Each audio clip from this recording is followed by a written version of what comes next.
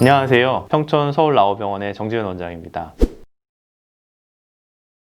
골다공증성 압박골절이 척추에서 발생했을 때 치료 방법이 어떤 게 있는지, 실제 사용되는 골시멘트라는 것들이 어떤 것인지 여러분들의 궁금증을 한번 풀어봐 드리도록 하겠습니다. 골다공증성 압박골절은 대부분 척추체에, 추체에 발생을 하거든요. 외상성 골절이랑 달라서 이런 횡돌기나 후돌기에 발생하지 않고 가운데 이런 동그란 얼음 알갱이처럼 되어 있거든요. 사람 뼈가 주저앉아서 생기게 돼요. 보통 한 20mm, 10mm까지 이렇게 콱 주저앉게 돼요. 실제로 움직일 때 이런 식으로 악어 입이 벌어지듯이 덜컹덜컹 거리게 돼요. 빠른 시간 안에 주저앉게 되면 보통 외과적으로 수술을 하는 경우가 많고요. 그냥 충격만 좀 가 있는 경우도 있고 높이가 그대로 유지되어 있거나 살짝만 주저앉은 경우도 있거든요. 흉요 천추 보조기라고 해서 TLSO라고 하는 보조기를 씁니다. 그 사람의 체형에 따라서 맞춰서 흉추라고 하는 등뼈, 그다음에 요추라고 하는 허리뼈, 그다음에 골반 상부를 잡아줘서 앞쪽으로 숙여지거나 뒤쪽으로 많이 제껴지는 걸 억제하는 보조기를 합니다.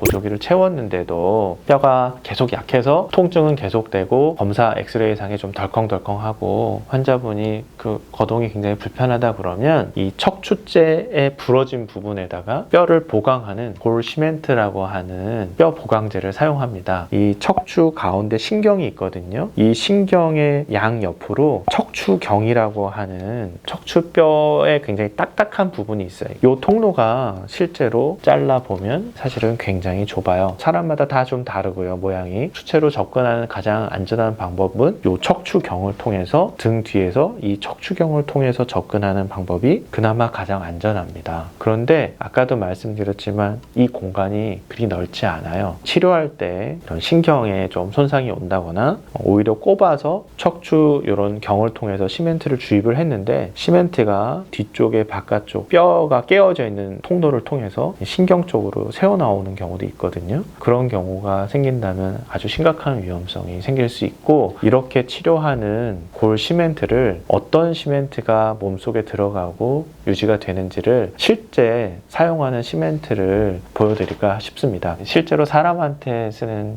골 시멘트는 화학 성분으로 되어 있는 가루입니다. 시멘트를 만들어야 되거든요.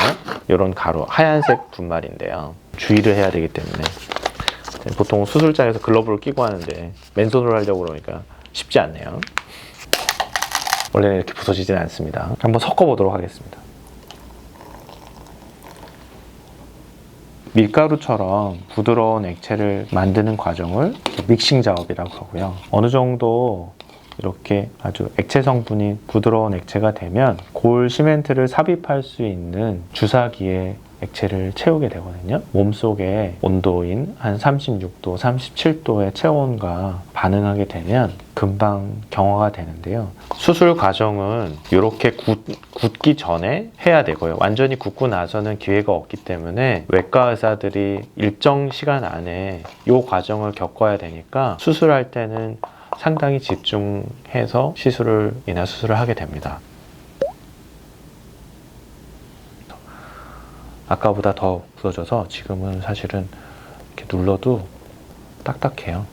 망치처럼 좀 만들어가지고 완전히 굳은 것 같습니다.